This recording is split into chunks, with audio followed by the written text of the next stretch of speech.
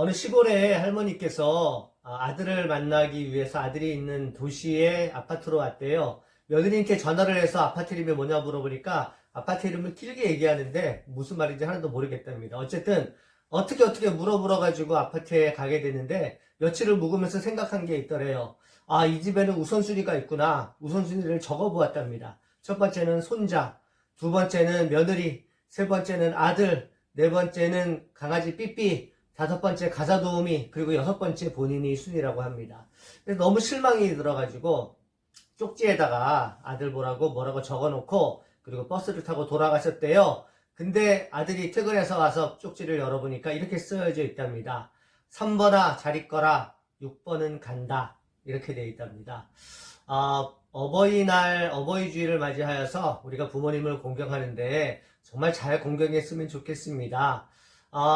신약시대에도 예수님 당시에도 이런 일들 전통이 있었거든요. 참 좋지 않은 전통이 있었는데 그게 바로 고르반이라는 전통입니다. 고르반은 뭐냐면요, 하나님께 드린 바 되었다는 그러한 예물을 말하는 거예요. 우리가 예물을 드릴 때 미리 어디 좀 떼어놓지 않습니까? 미리 떼어놓는 것은 참 좋은 것인데 그것을 떼어놓고서는 하나님께 드렸다라고 말하고 부모님이 필요할 때 드리지 않는 그러한 악습이 있었답니다. 돈이 있어요. 당신 부모님께 좀 용돈을 드려야 되지 않아요? 나 지금 돈이 없어. 저기 있는 저 돈은 뭐예요? 저 돈은 고르반이야. 하나님께 드림받은 돈이야. 이렇게 말하는 거예요. 그런데 정말 그것을 하나님께 드리려고 한다면 그것도 좀 이해를 하겠지만 그렇지도 않아요. 하나님께 드린다고 말하고 본인이 가지는 거예요. 그러니까 요점은 뭐냐면은 부모에게 돈을 줄 마음이 없는 겁니다. 그래서 고르반이라는 제도를 사용해서 부모에게 돈을 안 주는 그러한 용도로, 회피하는 용도로 하나님의 율법을 이용한 것을 보고 예수님께서 화를 내시고 책망을 하신 거예요. 오늘 본문 한번 보겠습니다. 11절에서 13절 말씀 보시면, 너희는 이르되 사람이 아버지에게나 어머니에게나 말하기를 내가 드려 유익하게 할 것이 고르반 곧 하나님께 드림이 되었다고 하기만 하면 그만이라 하고 자기의 아버지나 어머니에게 다시 아무것도 하여 드리기를 허락하지 아니하여 너희가 전한 전통으로 하나님의 말씀을 폐하며 또 이 같은 일을 많이 행하느니라.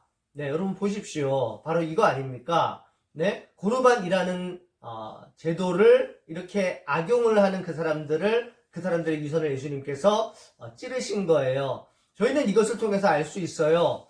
하나님을 핑계로 부모님에게 효도하지 아니하는 그러한 악습을 멈추자는 그러한 말씀입니다. 하나님을 핑계로 부모에게 효도하지 않는 것 주님께서 싫어하시는 겁니다.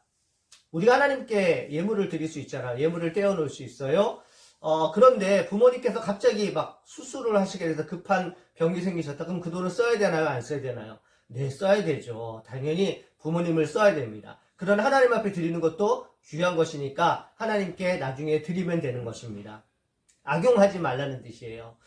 교회에 나오려고 하는데 부모님이 아프셔가지고 누워 계셔요. 근데 나의 도움을 절실하게 원해요. 그럼 어떻게 해야 되죠? 네, 집에서 부모님을 간호하면서 온라인 예배를 드리던가 개인 예배를 드리면 될 것 같습니다.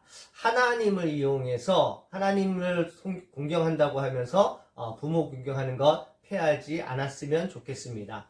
에베소서의 말씀 보시면은 우리가 하나님 말씀을 통해서 우리가 왜 부모님을 공경하고 복을 받는지에 대해서 말씀하고 있는데 제가 한번 읽겠습니다. 에베소서 6장 1절부터 3절.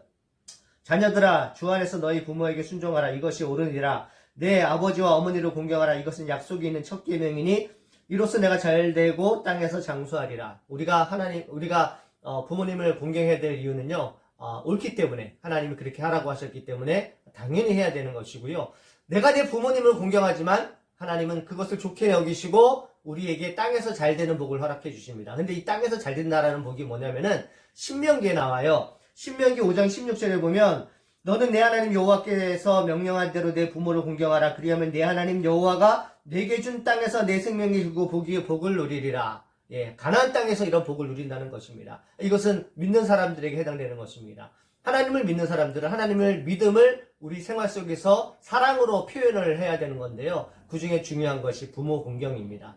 그러므로 믿으시는 분들, 여러분들이 하나님께서 여러분들에게 주신 땅에서 복을 받으시려면 부모님께 공경하십시오. 그리고 그것이 옳습니다. 하나님의 명령입니다.